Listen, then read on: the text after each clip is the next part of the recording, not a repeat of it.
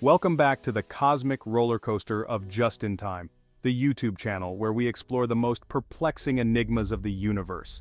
Today, we're diving headfirst into a phenomenon that's weirder than a black hole singing opera, the Mandela Effect. Now, you might be thinking, Neil, what's stranger than a black hole singing opera?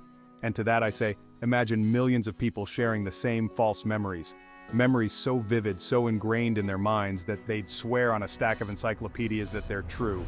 That, my friends, is the essence of the Mandela Effect. Think about it. What if the reality you remember, the one you hold so dear, isn't the reality everyone else remembers? It's like waking up one day to find that gravity has decided to reverse itself, and cats are now ruling the internet. Okay, maybe not that extreme, but you get the picture. So buckle up, because we're about to embark on a journey through the labyrinthine corridors of human memory, where nothing is quite as it seems. We'll explore the most baffling examples of the Mandela Effect, and try to unravel the science, or lack thereof, behind this mind-boggling phenomenon. Let's get started.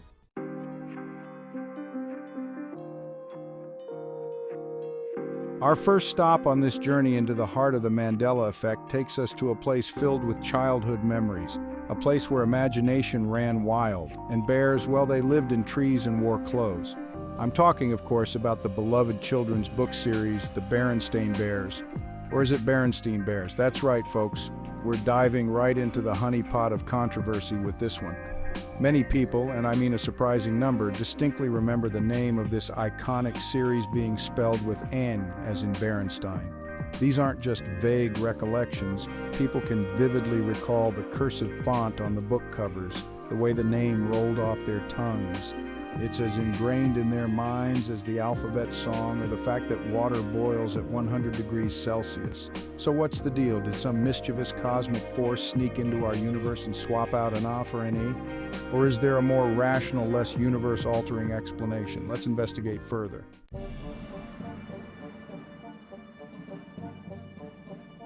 Now, I know what you're thinking. Neil, are you telling me that a significant portion of the population can't spell a simple name? And to that I say, hold your horses, my skeptical friend. It's not just about misspelling, it's about a shared memory. A collective recollection that seems to defy reality as we know it.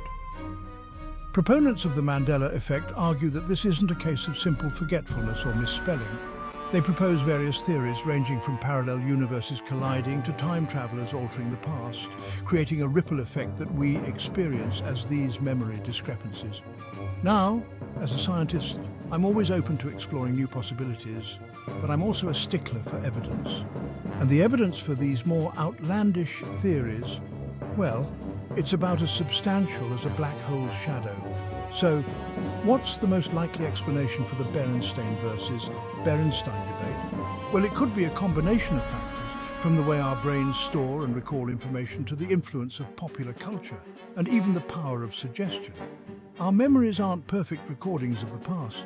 They're more like constantly evolving narratives, subject to change and distortion over time.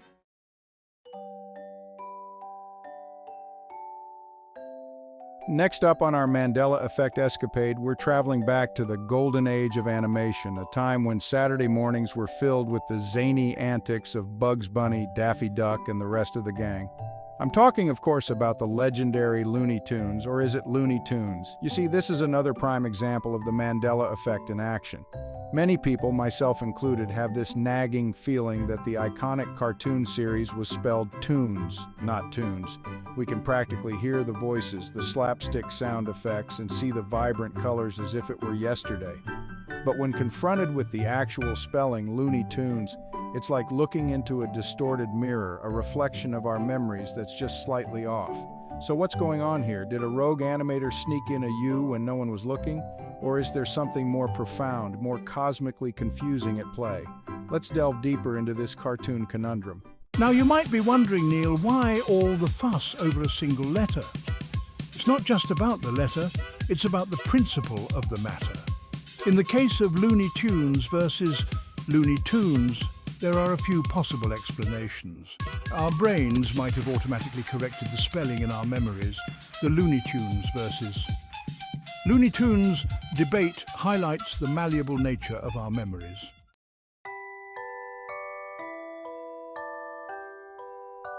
Have you ever found yourself staring blankly at a Monopoly board, mesmerized by the steely gaze of the Monopoly man? You know, that top hat-wearing tycoon, rich Uncle Pennybags who just loves to collect rent? Wait a minute, rewind that. Did you picture him with a monocle? Many swear he sported a monocle, a single eyeglass that screams, "I own half of this town." But here's the cosmic joke. The Monopoly man has never ever worn a monocle. It's not in the drawings, it's not on the game pieces, it's nowhere to be found. So how does a collective memory of a monocle appear out of thin air? Is it a glitch in the Matrix? Did a rogue artist at Parker Brothers sneak it in and then erase all evidence? Or could it be our brains, wired to associate wealth and power with certain symbols, playing tricks on us?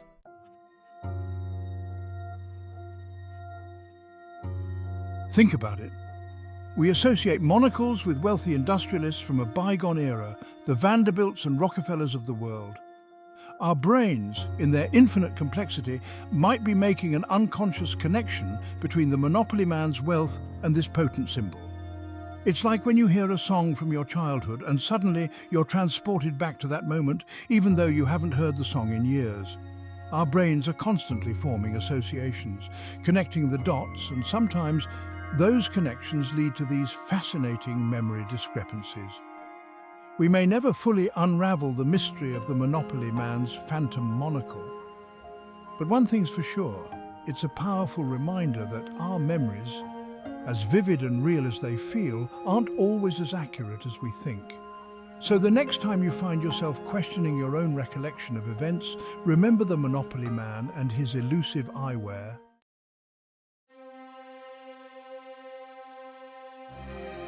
Let's journey to a galaxy far, far away to revisit one of the most iconic scenes in cinematic history, the moment Darth Vader drops a bombshell revelation on Luke Skywalker. You know the one I'm talking about, the scene where Vader utters those infamous words. Or does he? Many fans will swear on their lightsabers that Darth Vader's line is, "Luke, I am your father." But here's the thing, the actual line spoken by James Earl Jones himself is simply, "No, I am your father." Now I understand that for some of you this might feel like the fabric of reality is unraveling faster than a TIE fighter caught in a tractor beam. How could a line so ingrained in popular culture be different from what we remember?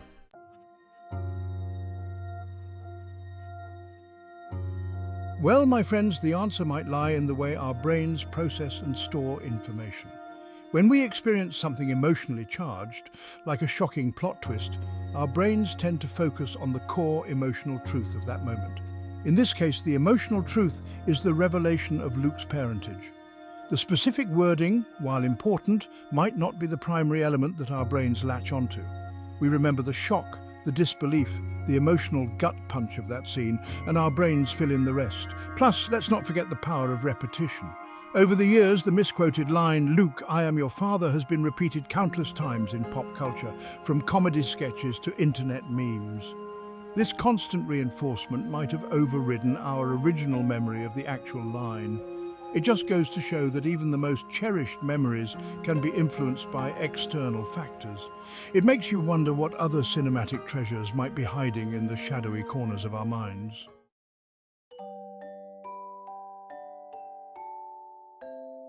Let's travel now from a galaxy far, far away to the world of children's literature where a mischievous monkey named Curious George has been swinging into our hearts for decades. But what if I told you that a key detail about George, something so fundamental to his appearance, might not be as it seems? Many people vividly remember Curious George sporting a tail, a long, expressive appendage that added to his playful antics. However, the reality is as plain as the yellow hat on the man with the yellow hat. Curious George has never had a tail. Now I know what you're thinking. Neil, are you sure you're not just pulling our collective leg? And trust me, I've triple-checked my sources, just as I would before announcing a groundbreaking discovery about a distant exoplanet.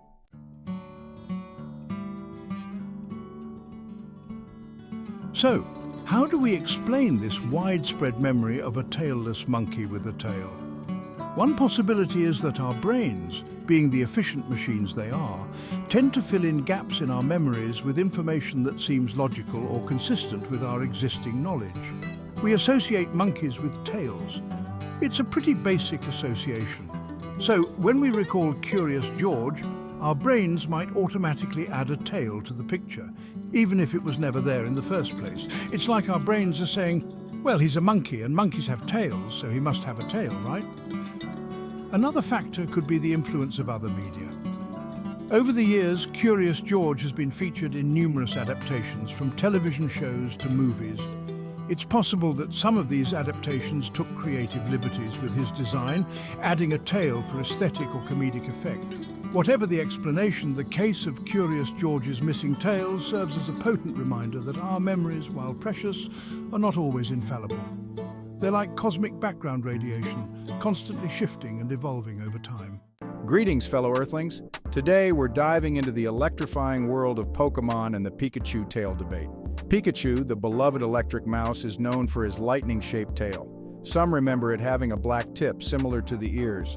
Could it be parallel universes or altered memories? Memories can be altered, influenced, and even fabricated.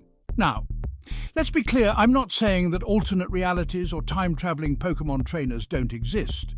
We live in a universe where black holes collide, galaxies merge, and the laws of physics can be bent. But let's consider something more grounded: the power of perception and branding. A character that's been around for decades, plastered on everything from trading cards to lunchboxes. Our brains blend images, logos, and fan art, creating composite memories.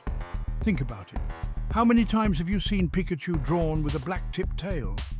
Our brains seek patterns and make connections, leading to false memories. The real takeaway is the fascinating power of our own minds.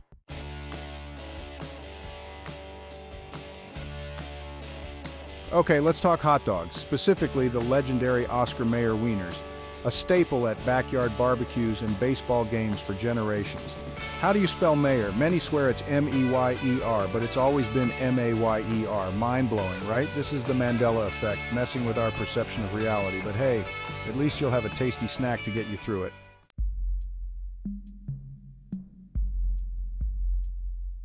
How do so many people misremember the spelling of a popular brand? That's the million-dollar question. There are a few theories. Our brains fill in blanks with logical or familiar information. The Maya spelling might feel more natural to some. Maybe they're associating it with other common names. Our brains are amazing, but not perfect. They're prone to errors and distortions. Some suggest parallel universes or alternate timelines. It sounds like science fiction. The universe is vast and mysterious. Reality is a slippery concept our minds construct it, and it's fluid and unreliable.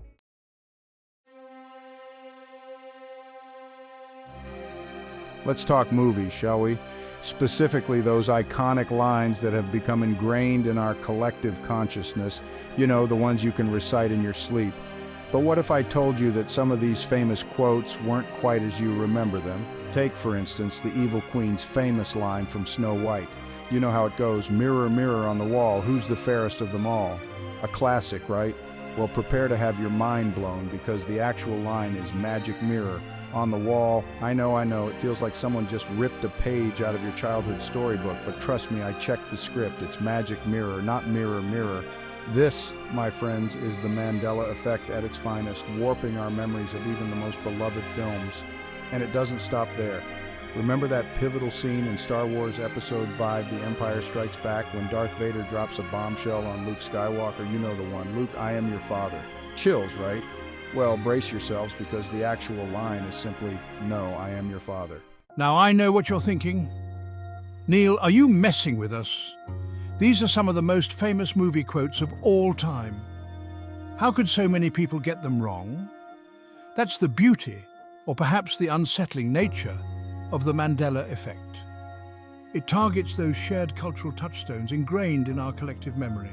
Our brains streamline information, creating shortcuts and filling in blanks. "Mirror, mirror" feels more natural, more rhythmically pleasing. "Luke, I am your father" adds dramatic flair, personalizing the revelation. What if these false memories are glimpses into alternate realities? Parallel universes where these misremembered versions actually exist?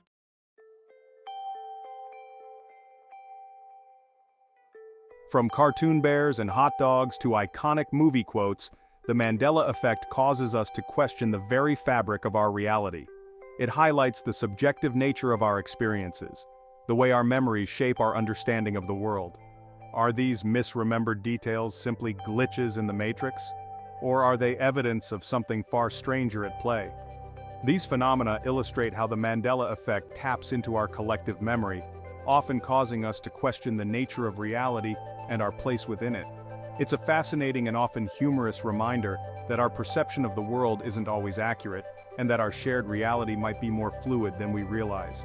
If you enjoyed this dive into the Mandela Effect, make sure to like, subscribe, and hit that notification bell so you don't miss out on our next mind-bending episode. Until next time, keep questioning reality and stay curious.